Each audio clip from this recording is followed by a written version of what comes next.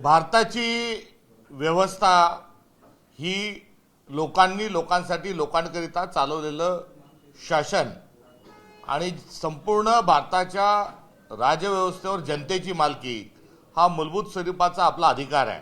म्हणून संविधानाच्याही प्रस्तावनेमध्ये आम्ही भारताचे लोक यापासून प्रस्तावना सुरू होते, तर सरतेशेवटी आम्ही स्वतःप्रती अर्पित करीत आहोत अशा स्वरूपाचा संदर्भ म्हणजे या देशातला नागरिक जो आहे, या देशातला जी एकंदरीत असणारी जी जनता आहे ती या देशात सर्वात मोठी स्वरूपाची शक्ती आहे हे मान्य केलेले आहे। आणि या शक्तीला टप्प्याटप्प्याने अधिकार प्रदान जे केले गेले त्यामध्ये सुरुवातीला मूलभूत अधिकार होते, त्यामध्ये नंतरच्या काळात त्याच्यात वाढ झाली आणि या सगळ्या टप्प्यांमध्ये एक अधिकार हा भारताच्या नागरिकांना आणि जनतेला दिला, तो म्हणजे माहितीचा अधिकार। आणि या माहितीच्या अधिकाराचा जो महत्त्वपूर्ण जो शासन निर्णय निघाला आणि महत्त्वपूर्ण कायद्यामध्ये दुरुस्ती झाली आणि जो कायदा बनला त्या कायद्याला आज 20 वर्ष पूर्ण होत आहेत। या माहितीच्या अधिकाराचा जो हक्क आहे तो थेट प्रमाणाने आपल्याला पार्टिसिपेटरी डेमोक्रेसीच्या अनुषंगानं हा पुढे घेऊन जाणार आहे। कारण रिप्रेझेंटेटिव्ह डेमोक्रेसी आपल्याला माहिती आहे, संपूर्ण भारताची ग्रामसभा होऊ शकत नाही म्हणून एक प्रतिनिधी आपण खासदाराच्या माध्यमातून पाठवतो, संपूर्ण महाराष्ट्राची ग्रामसभा होऊ शकत नाही म्हणून आपण आमदाराच्या निमित्तानं माध्यमातून एक लोकप्रतिनिधी पाठवतो। हे झाले रिप्रेझेंटेटिव्ह, आणि ती रिप्रेझेंटेटिव्ह डेमोक्रेसी ही संसदीय कामकाज पद्धतीत चालवते। मात्र या स्वरूपात थेट पार्टिसिपेटरी डेमोक्रेसी चालण्यात यावी आणि जसे आमदारांना खासदारांना सर्व माहिती मिळते तशीच सामान्य नागरिकांना देखील माहिती मिळावी, हा एक महत्त्वाचा टप्पा हा जनमाहिती कायद्याच्या अनुषंगानं 20 वर्षापूर्वी हा पारित झाला। आज 20 वर्ष होत असताना यामध्ये हसावं का रडावं असं एक फार मोठं संकट या कायद्यावर आणि पर्यायाने भारताच्या नागरिकांवर हे संकटाचं सावट मोठ्या प्रमाणावर आलेलं आहे। या माहिती अधिकाराच्या माध्यमातून काय झालं तर खूप मोठ्या प्रमाणावर भ्रष्टाचाराला आळा बसला, तर काही प्रकरणं देखील यातून ही मोठ्या मोठ्या स्वरूपाची ही समोर आली। वास्तविक पाहता काँग्रेसनेच हा कायदा आणला आणि दुसरीकडे फासिस्ट प्रवृत्तींनी त्या कायद्यातल्याच माहितीच्या अनुषंगानं काँग्रेसलाच कुठेतरी अडचणीत आणण्याचा प्रयत्न केला। मात्र हरकत नाही, यामध्ये याच्याबद्दल आम्हाला पश्चाताप नाही। यामध्ये अग्निपरीक्षेच्या माध्यमातून आम्ही या कायद्याला सर्वजण काँग्रेस जन हे बघतो। आज या कायद्याच्या अनुषंगानं एकीकडे आनंद आहे, अभिमान आहे, तर दुसरीकडे एक संकट देखील आहे, एक चिंता आहे। आणि या चिंतेच्या अनुषंगानं नागरिकांनी एक मोठा उठाव करून पुन्हा जनमाहिती अधिकार या संदर्भामध्ये आवाज उठवला पाहिजे। आवाज का उठवला पाहिजे? कारण मोदी जेव्हा 11 वर्षापासून आले, या 20 वर्षातल्या 11 वर्ष हे नरेंद्र मोदी देशाचे पंतप्रधान आहे, तर 9 वर्ष मनमोहन सिंग हे या देशाचे पंतप्रधान होते। मनमोहन सिंगांजींनी या देशात लोकांना अधिकाधिक माहिती कशी देता येईल, विनामूल्य स्वरूपाची कशा देता येईल, जी डिजिटल स्वरूपात असेल तर फ्री ऑफ कॉस्ट, जे BPLच्या म्हणजे दारिद्र्य खालील असतील त्यांना मोफत स्वरूपाची माहिती, अशा स्वरूपाचे अनेक प्रावधान केले। आणि ते करत असताना या कायद्याची जी एकंदरीत व्याप्ती आहे ती सातत्याने टप्प्याटप्प्याने वाढवण्याचा प्रयत्न मनमोहन सिंगजींनी केला। 2014ला नरेंद्र मोदी आले आणि त्यांनी टप्प्याटप्प्याने या माहिती अधिकारातून एक एक भाग काढत याला निष्क्रिय करण्याचा प्रयत्न हा नरेंद्र मोदींनी केलेला आहे। यामध्ये माहिती न देणे, माहितीची सुनावणी न होणे, या सगळे कारस्थानी ते करत आहेत। कारण हे थेटप्रमाणे हल्ला करणारे लोक नाहीत। महात्मा गांधींचाही खून करण्याकरता जेव्हा नथुराम गोडसे गेला तेव्हा तो पहिले गांधींच्या पाया पडला आणि गांधींच्या पाया पडून मग महात्मा गांधींचा खून केला। नरेंद्र मोदींनी काय केलं, 2014ला ते पार्लमेंटच्या समोर पार्लमेंटच्या पाया पडले आणि आज जाऊन लोकशाहीचा ते आज खून करत आहेत। हे या निमित्तानं आपल्याला सांगत असताना वेदना होतात। हे शांत डोक्यांनी कशा पद्धतीनं लोकशाहीचा गळा आवळत आहे हा संपूर्ण भाग या जनमाहिती कायद्याचाही अधिकचा एक पुरावा आहे। कारण आयुक्तांची नियुक्ती न करणे, मुख्य आयुक्तांची पदं राष्ट्रीय राज्य स्तरावर खाली ठेवणे आणि टप्प्याटप्प्याने एक एक त्यातला भाग हा कमी करण्याचा घाट मोदी सरकारने लावलाय. आपण सर्व नागरिकांनी या माहिती अधिकाराच्या अनुषंगानं पुन्हा एकदा आवाज उठवला पाहिजे. काँग्रेस याकरता बांधील आहे हेही या निमित्ताने आम्ही सांगतो. आणि यामध्ये आता एक नवीनच टूम त्यांनी आणली आहे की खाजगी माहिती असेल तर देऊ नका. अरे आमदाराची प्रॉपर्टी वाढते ही काय खाजगी माहिती आहे? खासदारांची प्रॉपर्टी वाढते ही काय खाजगी माहिती आहे? अधिकारी जे आहेत यांची बेशुमार संपत्ती वाढत चालली आहे ही काय खाजगी माहिती आहे? त्यामुळे भ्रष्टाचाराच्या अनुषंगानं आता खाजगीकरणात खाजगी माहिती म्हणून आता मूलभूत स्वरूपाची माहिती देण्याचा नकाराचा एकंदरीत जो हेका या सरकारने काढलेला आहे याचाही आम्ही या निमित्तानं धिक्कार करतो. आणि सरतेशेवटी या कायद्याच्या अनुषंगानं जो घोळ घातला जातोय त्यामध्ये आता एक एक विभाग यातून बाहेर काढला जातोय. निवडणूक आयोगाला याच्या बाहेर काढलं. अरे फ्री अँड फेअर इलेक्शन ज्याचं ब्रीद वाक्य आहे त्यांना जनतेला माहिती द्यायला काय अधिकार आहे? मात्र निवडणूक आयोगाला पूर्ण याच्या बाहेर काढलं. निवडणूक आयुक्तावर कोणतीच कारवाई होऊ शकत नाही हे त्यामध्ये आपसूक स्वरूपात आलं. निवडणूक आयोगाला काढणं, RBIला काढणं. रिझर्व्ह बँक इंडिया काय करते? रिझर्व्ह बँक काय खोट्या नोटा छापते? रिझर्व्ह बँक इंडिया ही काही जनतेचा जो हातात पैसा आहे त्या पैशाचा हिशोब देणारी संस्था आहेत. त्यांना कशाला याच्या कक्षेतून बाहेर काढलं? मात्र आपलं लक्ष नोटबंदीकडे मी वेधू इच्छितो. नोटबंदीच्या अनुषंगानं किती जुन्या नोटा या जमा झाल्या आणि किती छापलेल्या होत्या या संदर्भात माहिती मागितल्या गेली. मात्र आज्या मेला नातू झाला. जेवढ्या नोटा छापलेल्या होत्या तेवढ्याच जमा झाल्या. कोणतंच काळं धन जमा झालं नाही. कोणतीच आतंकवादी कारवाई रुकली नाही. मात्र त्या निमित्तानं 2% आपला जो विकास दर जो आहे तो खाली पडला. आणि यामध्ये जे धनदांगडे होते त्यांनी सर्व 2000च्या नोटा आपल्या घरात ठेवल्या. त्यामुळे RBIला का काढलं तर नोटबंदीचा उडालेला फज्जा हा लोकांपर्यंत पोहोचू नये म्हणून त्या ठिकाणी RBIला बाहेर काढलं. निवडणूक आयोगाला काय मागतोय तर मतदार यादी. तर मतदार यादी का देत नाही तर म्हणजे फोटो आहे त्याच्यावर आणि फोटो हा खाजगी हा डेटा आहे. या हास्यास्पद निर्णय असे घेतात. तिथे रेकॉर्डिंग मागितलं, CCTV मागितलं. ते CCTV पण खाजगी आहे. त्यामुळे जिथे जिथे चोरी आहे जे चोरी करणाऱ्या ज्या संस्था आहेत RBI पण चोरी करते म्हणून त्या RBIला माहिती अधिकाराच्या बाहेर त्यांनी काढलं. कारण ब्लॅक मनी जो आहे आणि काळा पैशाच्या अनुषंगानं RBIला काही प्रश्न विचारू न देण्याकरता त्यांनी RBIला त्याच्या कक्षेबाहेर काढलं.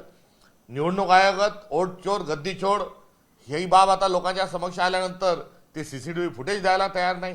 त्यामुळे हा राईट ऑफ इन्फॉर्मेशन जो जनमाहिती कायदा आहे त्याला 20 वर्ष पूर्ण होत असताना आज हा कायदा जो अडचणीत आलेला आहे त्या अनुषंगानं नागरिकांनी या कायद्याच्या अनुषंगानं पुन्हा एकदा आवाज उठवावा. आम्ही राजकीय पक्ष या नात्यानं या कायद्याच्या प्रती कटिबद्धता व्यक्त करत असताना आम्ही या कायद्याला पूर्वीप्रमाणेच गतवैभव प्राप्त करून देऊ.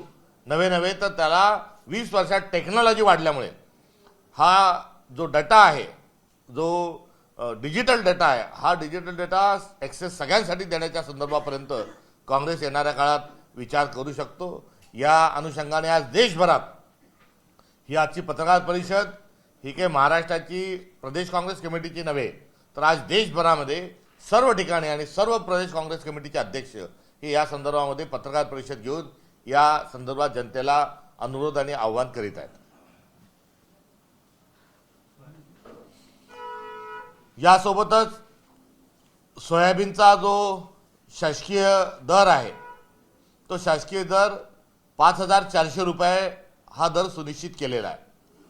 शासकीय दर हा 5500 रुपयांच्या घरात असताना आज महाराष्ट्रभरात सोयाबीन 3200 आणि 3700 या दराने खरेदी केला जातोय. आणि हमी भावापेक्षा जर कमी दराने जर खरेदी केला जात असेल तर सरकार काय झोपा काढत आहे का? एवढ्या कमी दरात हा माल खरेदी करतात आहे. या सरकारने ताबडतोबीनं कारवाई करावी आणि कारवाई करून प्रत्येक बाजार समितीला हा हमी भावाच्या अनुषंगाने म्हणजे 5400 रुपयाच्या अनुषंगानं हे सोयाबीन खरेदी करण्याचे त्यांनी तात्काळ स्वरूपाचे आदेश द्यावे. आणि जर खरेदी केल्या जात नसेल तर या संदर्भात सरकारने सोयाबीनची खरेदी हमी भावात 5500 रुपये दराने ही ताबडतोबीनं खरेदी सुरू करावी. आणि पर्यायाने शेतकऱ्यांची लूट थांबवावी ही देखील एक महत्त्वपूर्ण मूलभूत आमची मागणी आहे. ताबडतोबीनं सरकारनं एकतर व्यापाऱ्यांना 5,500 रुपयांनी खरेदी करायला लावा किंवा तुम्ही शासकीय दराने खरेदी करा. या दोन गोष्टीपैकी एक गोष्ट झाली पाहिजे. अन्यथा आम्ही महाराष्ट्रात मंत्र्यांना फिरू देणार नाही. ठिकठिकाणी सोयाबीन घेऊन आम्ही या मंत्र्यांची वाट अडवल्याशिवाय राहणार नाही. हा देखील सज्जड इशारा दम या मागणीच्या अनुषंगाने आम्ही सरकारला देत आहोत.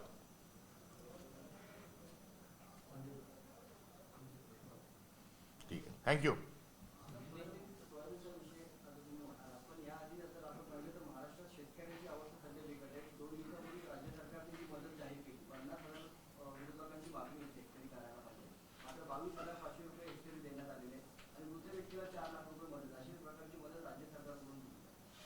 मृत व्यक्तीला मिळत असणारी जी मदत आहे ही काही सरकारची मेहरबानी नाही.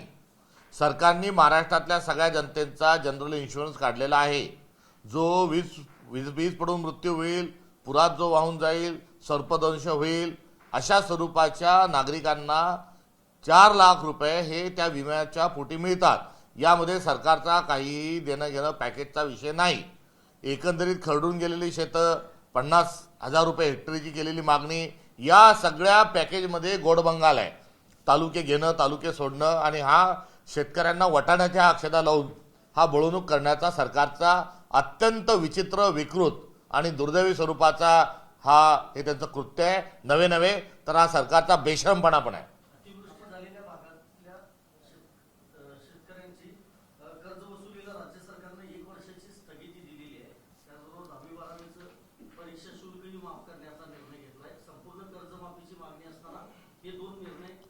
जेव्हा जेव्हा दुष्काळ ज्या ज्या भागात होतो त्या भागामध्ये स्टँडिंग ऑर्डर आहेत की विद्यार्थ्यांचं परीक्षा शुल्क घेण्यात येऊ नये. हा अत्यंत जुना महाराष्ट्राच्या स्थापनेपासूनचा असणारा एक निर्णय आणि आपली एक पद्धत आहे. आणि त्यासोबतच जो शेतसारा आहे तो वसूल करू नका, अशा प्रकारचे जुनेच निर्णय आहेत. त्यामुळे या निर्णयामध्ये स्वतःची पाठ स्वतः ठोठवून घेण्याची कुठली आवश्यकता नाही. आपण दुष्काळ जो आहे, ओला दुष्काळ जाहीर करा आणि संपूर्ण कर्जमाफी करा, ही मूलभूत असणारी मागणी आहे. या मागणीपासून सरकार कसं पळ काढत आहे त्याचं हे उदाहरण आहे. निवडणूक आयुक्तांची भेट घेणार त्या भेटीमध्ये सर्वपक्षीय नेते असतील असं संजय राऊतांनी म्हटलं. याचा अर्थ राज ठाकरे हे महाविकास आघाडी सोबत आहेत किंवा ते सामील झाल्याचं घ्यायचं का? यामध्ये नुकत्याच उपराष्ट्रपती पदाच्या झालेल्या निवडणुका आहेत. त्या उपराष्ट्रपती पदाच्या निवडणुकीमध्ये जे उमेदवार न्यायमूर्ती रेड्डीजी जे उमेदवार होते हे इंडिया अलायन्सचे उमेदवार नव्हते, तर सर्व विरोधी पक्षाचे ते उमेदवार होते. आणि भाजप सोडून सर्व विरोधकांनी एकत्र येऊन आपण उपराष्ट्रपती पदाची निवडणूक लढवल्या गेली होती. हे एक सूत्र आहे आणि त्या सूत्राच्या अनुषंगानं, लोकशाही वाचवण्याच्या अनुषंगानं काही ज्या एकंदर असणाऱ्या ज्या काही आवश्यक त्या गोष्टी ज्या आहेत त्या संपन्न होत आहे. त्यामुळे भाजपच्या विरोधात आणि लोकशाही वाचवण्याच्या अनुषंगानं काही ज्या मागण्या आहेत आणि काही ठिकाणी एकत्रित स्वरूपामध्ये विरोध दर्शवणे आणि एकत्रित स्वरूपात काम करणं हे दिसून येत आहे. मात्र इंडिया अलायन्स हा संपूर्णतः वेगळा विषय आहे. आणि इंडिया अलायन्स जेव्हा आम्ही म्हणतो तेव्हा इंडिया अलायन्सचे पार्टनर जे आहेत त्या पार्टनरच्या सोबत युती आघाडी होऊ शकते. हा एकंदरीत त्या मुद्द्याचा सर्व आशय आहे. काँग्रेसनं वोट चोरीच्या अनुषंगाने जो आरोप सातत्याने केला जातो त्यावर आंदोलकांनी मोर्चे काढले, परंतु मराठवाड्यात काल उद्धव ठाकरेंनी एक मोर्चा काढला, अतिवृष्टी बाधितांना योग्य मदत मिळावी. त्या संदर्भात काँग्रेसनं का सहभागी होणं टाळलं किंवा त्याच्यात काँग्रेसची भूमिका काय? पत्रकार परिषदेच्या पलीकडे जाऊन काँग्रेसचं काय? काँग्रेसने स्वतंत्र, आम्ही पण आमच्या पक्षाच्या माध्यमातून विविध ठिकाणी मोर्चे काढलेले आहेत. प्रदेशाध्यक्षा नात्यानं मी त्या ठिकाणी गेलो. आमचे जे महाराष्ट्रातले नेते आहेत त्यांनी पण आपापल्या जिल्ह्यात आपापल्या ठिकाणी अनेक मोर्चे काढलेले आहेत. आणि त्या मोर्चामध्ये पक्ष म्हणून आम्ही लोकांमध्ये गेलो आणि तो मोर्चे त्या ठिकाणी काढले. शिवसेना म्हणून त्यांनी काढलेला जो मोर्चा होता तो मोर्चा आणि आम्ही काढत असलेले मोर्चे यांच्यामध्ये सारधम्य आहे. त्यामुळे तो काही महाविकास आघाडी आणि इंडिया अलायन्सचा मोर्चा नव्हता. त्यामुळे प्रत्येक पक्ष आहे तो पक्ष आपापल्या अनुषंगाने आंदोलनं असेल किंवा वेगवेगळे कार्यक्रम हा घेत असतो. जसं आजच टिळक भवन या ठिकाणची आपण वर्दळ पाहत आहात. इथे आमच्या महाराष्ट्रातल्या शिक्षकांचा, आदर्श शिक्षकांचा पुरस्काराचा एक सोहळा इथे संपन्न झाला. आता या सोहळ्यातही मित्रपक्ष का आले नाही असा प्रश्न विचारणं आणि हा प्रश्न विचारणं मला वाटतं हे एकसारखं आहे. राज ठाकरे आणि उद्धव ठाकरे आज पुन्हा एकदा भेटलेले आहेत. 6व्या वेळेला भेट झालेली आहे. काय मनसे चालणार आहे तुम्हाला? काय ते 6दा भेटो, 10दा भेटो, 25दा भेटो हा याकरता कुठली आमची हरकत आणि आक्षेप असण्याचा विषय नाही. हा प्रश्न आपण पहिल्यांदा विचारला त्या दिवशी आम्ही सांगितलं की आम्ही भारत जोडेवाले आहोत, भारत तोडोवाले नाही. आणि दोन लोक एकत्र येऊन भेटत असतील, बोलत असतील तर यामध्ये काही आम्हाला कोणती टिप्पणी करण्याची आवश्यकता नाही. इंडिया अलायन्सचे जे घटक आहेत त्या इंडिया अलायन्सच्या घटकांना सोबत घेऊन आम्ही पुढची रणनीती आमची जी आहे ती ठरेल. इंडिया अलायन्समध्ये कोणाला यायचं आणि कोणाला घ्यायचं हा एकंदरीत देश पातळीवरचा हा निर्णय आहे. त्यामुळे देश म्हणजे काही दिल्ली पातळीत नाही, सगळे मित्रपक्ष आहे हे सर्व मिळून त्यांनी नवा बिडू जो आहे यंदा घ्यायचं की काय या संदर्भामध्ये ते भूमिका ठरवतील.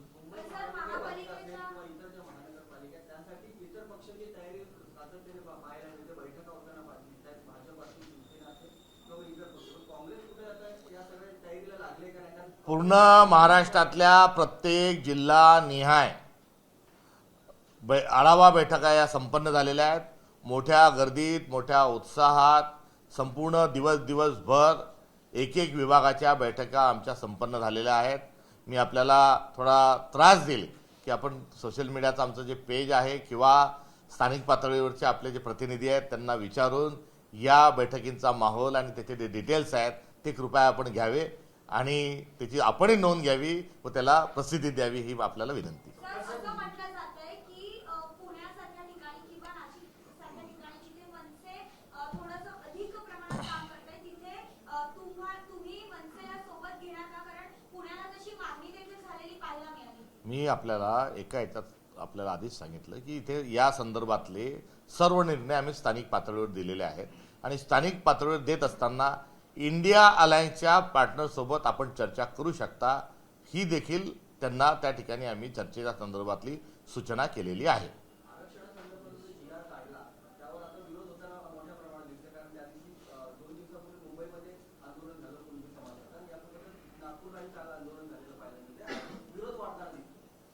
एकंदरीत जातीनिहाय जनगणना हा त्याच्यावरचा कायमस्वरूपी असणारं सोल्युशन आहे. राहुल गांधींनी सातत्याने जातीनिहाय जनगणनेचा आग्रह धरला आहे. आपल्या लगतच्या तेलंगणामध्ये जातनिहाय जनगणना ही संपन्न झालेली आहे आणि ओबीसीचं आरक्षण हे 42% वाढवण्याचं काम आपला शेजारचं राज्य तेलंगणाच्या माध्यमातून होऊ शकतं.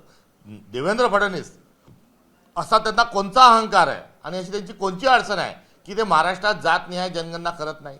महाराष्ट्रात जातीत एवढा प्रचंड हा तिढा निर्माण झालेला आहे आणि तो होत असताना जातनिहाय जनगणना करून त्यांनी त्या ठिकाणी सगळ्यांच्या आरक्षणाच्या अनुषंगाने विचार केला पाहिजे.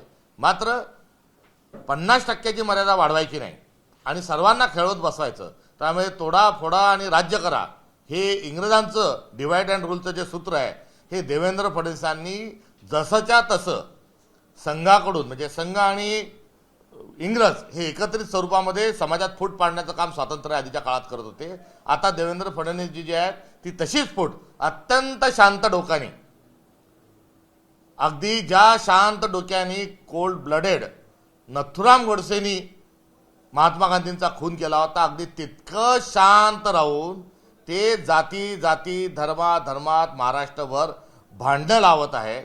शेतकऱ्यांच्या प्रश्नाला बगल देत आहेत आणि कुठेही काही चेहऱ्यावर भाव दिसू न देता शांत स्वरूपामध्ये हा सर्व कार्यक्रम ते करत आहेत.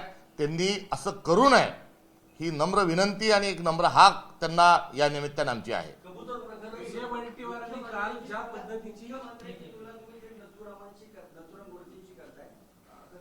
मी नथुराम गोडसेंशी त्यांची तुलना केली नाही. नथुराम गोडसेंनी कोल्ड ब्लडेड मर्डर जसा केला होता शांत डोक्याने, कुठेही एक्साइट न होता, कुठेही तोल न जाऊ देता, गांधींच्या पाया पडून वर येऊन त्यांनी ज्या 3 गोळ्या जशा झाडल्या त्यामध्ये कुठेही त्यांनी जास्ती एक्साइटमेंट दाखवली होती, चेहऱ्यावरचा हावभाव शांत ठेवलं होतं. ते शांत डोक्याने त्याच पद्धतीने काम करत आहेत.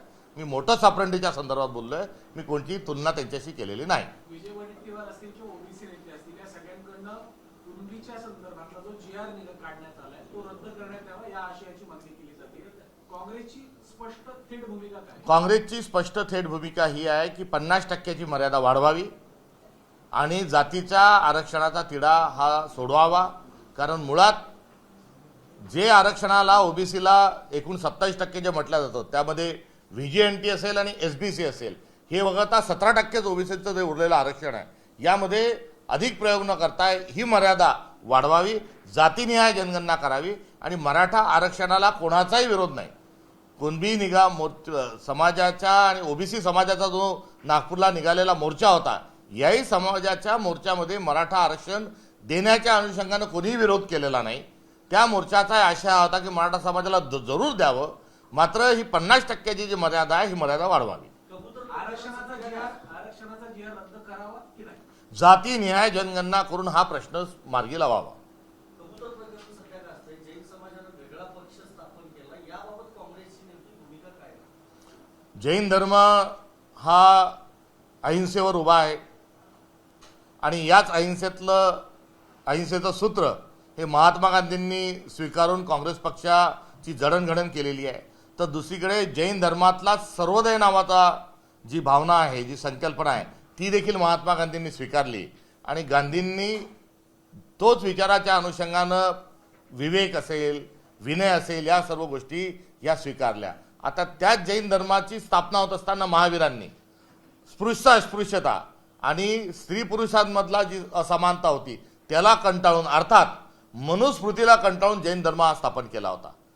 आज या पासून तर या नवीन झालेल्या घडामोडीपर्यंत या सर्व प्रवासात या समाजातील सर्व जे घटक आहेत आणि हे जे तत्वज्ञान आहे हे तत्वज्ञान मुळात जैन धर्म का स्थापन झाला होता आणि त्यांची सूत्र काय आणि त्या सूत्रानुसार काँग्रेस कशी काम करते आहे याचा देखील विचार त्या ठिकाणी कुठेतरी व्हावा.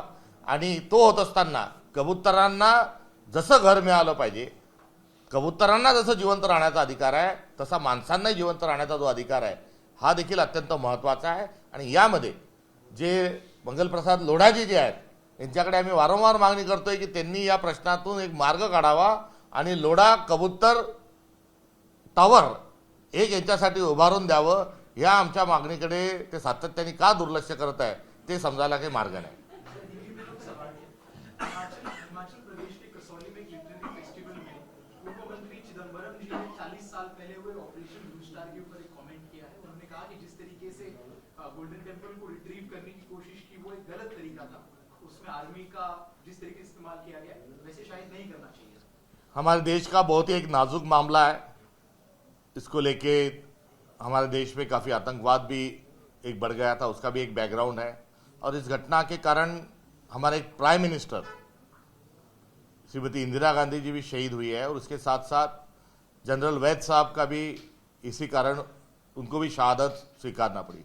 दो लोगों की शहादत जी इश्यूज पे जाती है, उस इशू पर किसी प्रकार की राय व्यक्त करना ये मेरे हिसाब से ठीक नहीं है. उन्होंने जो भी कुछ बोला वो शायद उनकी व्यक्तिगत उनकी टिप्पणी होगी, मगर ये सेंसिटिव मामला है, इस पर ज़्यादा बात करना ठीक नहीं रहेगा. कांग्रेस के ऐसे सीनियर लीडर क्यों बार-बार इस तरह से बयान देते हैं और बीजेपी की भूमिका को उससे बल मिलता है? बहरहाल जिसपे बहुत लोगों ने अपना खून बहाया है, जिसमें बहुत शहादत भी हुई है, जनभावना का भी एक सवाल उसके माध्यम से खड़ा हुआ था, तो इसमें थोड़ा सोच समझ कर ही बात करना ठीक है. एनसीपी के विधायक हैं संग्राम जी, उन्होंने कहा है कि हिंदू से ही जो है दिवाली पे पटाखे या कोई वस्तु चीजें खरीदी चाहिए, इससे हिंदुओं की इकोनॉमी और चीजें जो है वो बढ़ेगी. भारत का संविधान उनको मंजूर नहीं है, क्योंकि भाषा, रंग, सीमा, धर्म, जात इससे ऊपर उठकर सबने काम करना चाहिए. ये हमारा पुरातन हमारी परंपरा, अध्यात्म और हमारा संविधान कहता है. सर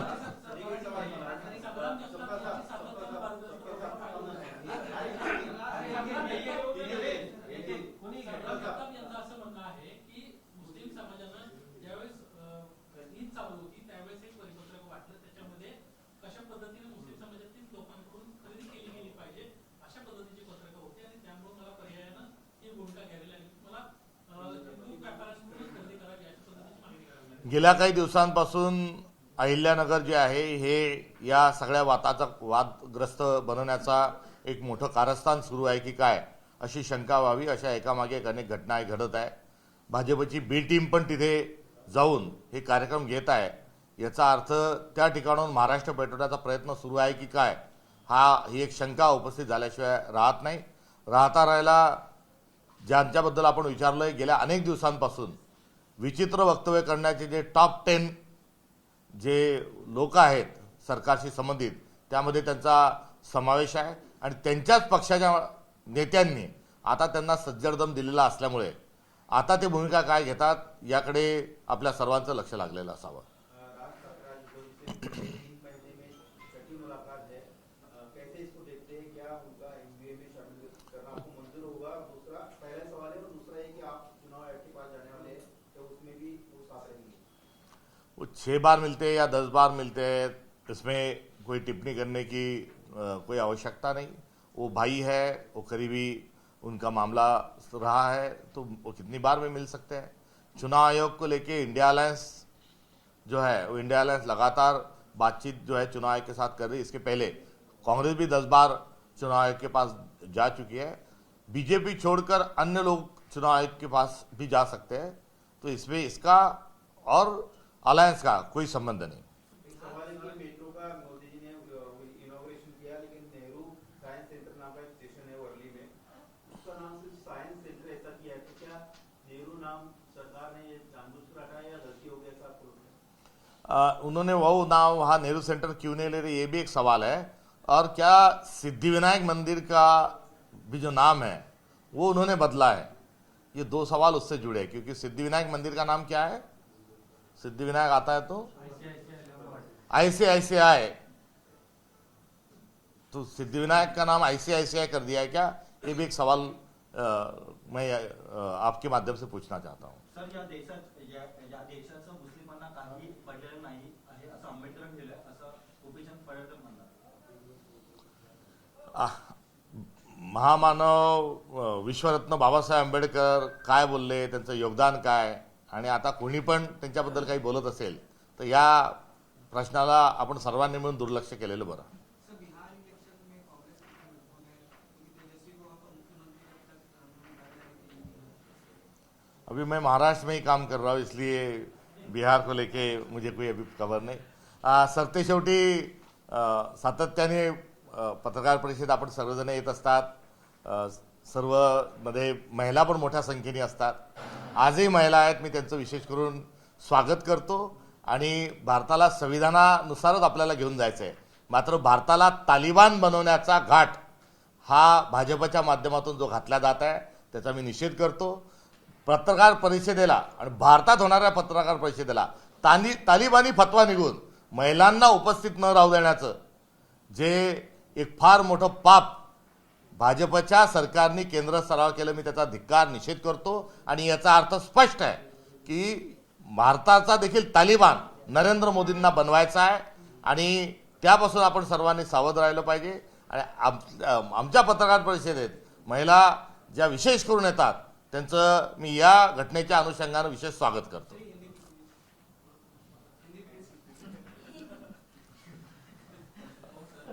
पत्रकार परिषद में महिला पत्रकार जो आई है मैं उनका तहे दिल से स्वागत करता हूं.